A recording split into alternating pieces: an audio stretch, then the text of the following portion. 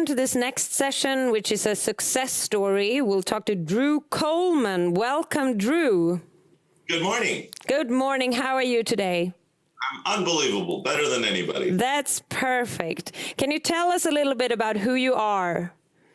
Yeah, my name is Drew Coleman. I'm a real estate agent here in the Portland metro area of Oregon. I've been doing this about 20 years. I've had a really fun time working in real estate for that period of time, both selling hopefully a lot of real estate as well as serving as the Portland Realtors president and Oregon Realtors president as well.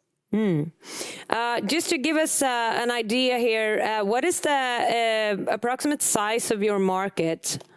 Oh, great question. The Portland metro area has about 2.5 million people in it, and we have about 10,000 agents working in the Portland metro area servicing those clients. Okay. And you're here today to talk about your success as an agent. Do you have any secrets you can share with the rest of the world? Well, I don't know about secrets. I think one of the challenges is, overnight success happens only in fairy tales, trashy novels, and bad movies, right? So it's been a long time coming working in this business. And I think one of the challenges, and I attend more of these conferences than anyone, and I really try to be a consumer of information. But I also think that the idea that success can happen overnight is somewhat crippling to the financial future of some of these generations. So, but I think working hard and smart is very important. I think as I look at myself and I look at the common thread that I've had with other top agents, they vary in personality and where they come from, their background, but they all have a tenacity and they have just an overcoming desire to succeed. That is the common thread you can find throughout successful agents. Okay. Do you think that, there's you've been in the industry 20 plus years, right?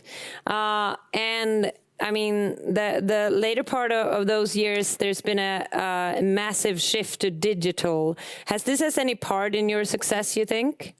I think it's been a huge part in our success. And one of the things that you need to be able to do is you need to have this tenacity. You need to be able to flex with what the market does. So having worked in the business since 2001, it was interesting back then. I remember very vividly that we would come into the office on Monday morning and we would pick up the voicemails from the weekend and we'd call people back. And that was plenty good enough for those clients. They were thrilled that they were getting a call back Monday morning. Now, if I get a phone call at Saturday at 11 p.m. and I haven't called back in 5 minutes, we wonder what's happening. So that digital shift that you're talking about, Emma, that's been pronounced. And one thing we've tried to do with our team is really flex with the market. So working from 01 to 06, 07, then we saw the prevalence of short sales, foreclosures, bank-owned properties, REOs. So we did a lot of those. And then we really saw the writing on the wall as far as the digital transformation and the Instagramification of society that happened starting in 13 and 14. And that's where we built out our marketing team. We have a full-time 5-person marketing team, 2 videographers.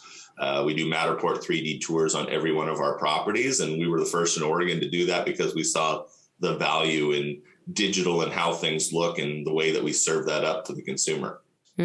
Would you say that you also, because I do understand that this requires a lot of hard work, but have you embraced the digital transformation or just, gone along with it?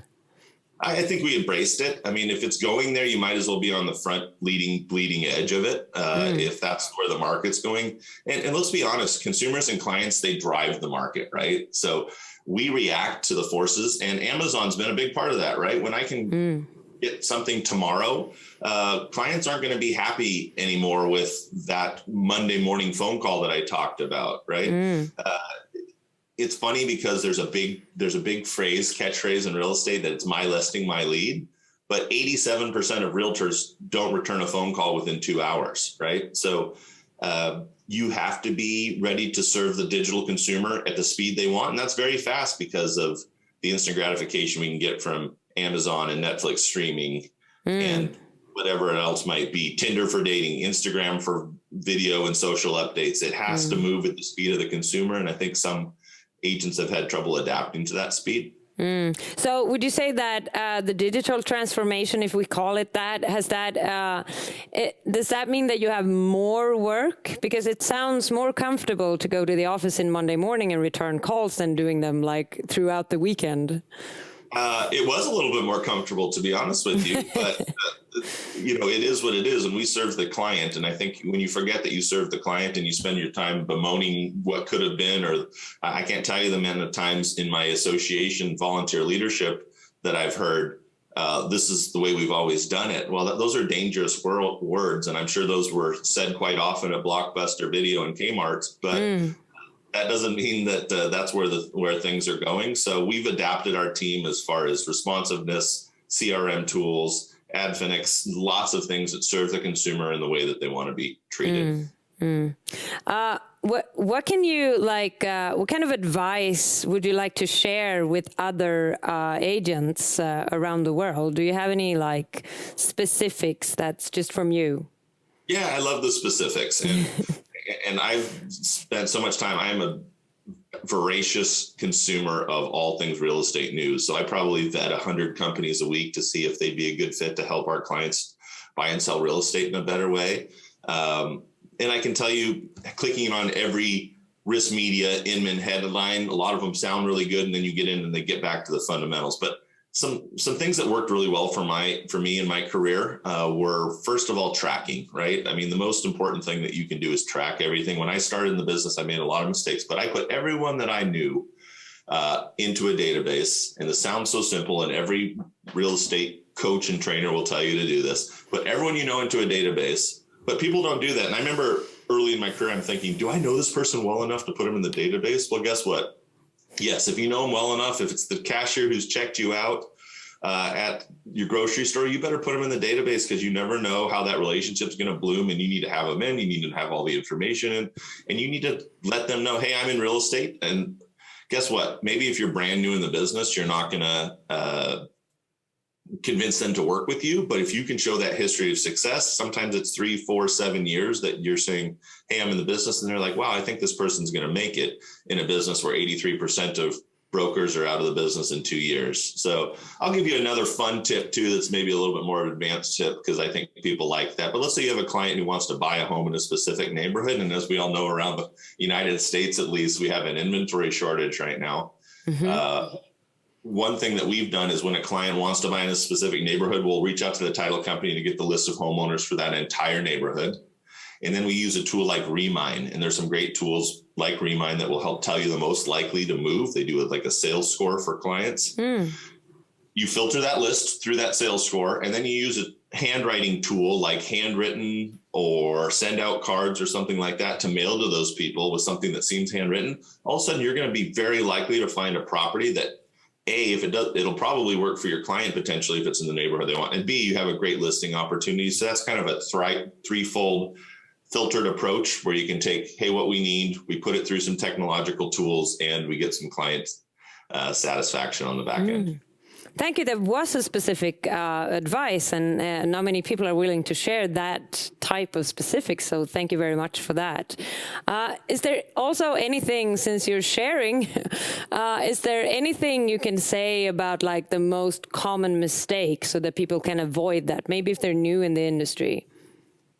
Most common mistakes. That's a great question. I think one of the most common mistakes is really thinking that success comes overnight. You might look at someone like myself or Kenny Trong and think, oh gosh, this happened. Look at them. I want to be just like them. You see it on Instagram. We see this in society at large. We see the finished product, but we don't see the journey. And quite frankly, I'm so happy that we've had the journey because I've learned so much, and I'm so much better as an agent and hopefully a human being and a businessman and a boss than I was. But I would say, the first thing just to emphasize would be don't shortcut the journey. It's not going to happen overnight. For every person you see that you think, like maybe Ryan Serhant, you think, gosh, this guy's good looking. He's in New York. He's selling everything. I can tell you Ryan's put in a ton of work. And guess what? You're probably not Ryan Serhant, right? You're not as handsome. You're not in the right market. But guess what? That doesn't mean you're not going to be successful in real estate. No. It just means you've got to work and do the work. So I think that shortcut prospecting is key. I heard someone say at another conference one time, and it really stuck with me. I realized after a while in my business that it didn't matter how good a job I did for my clients. as long as I had more clients coming down the pipeline. And the person who said that did not mean don't serve your clients well, but they meant prospecting is job number one. Having clients to work with is job number one. And of course you take great care of them.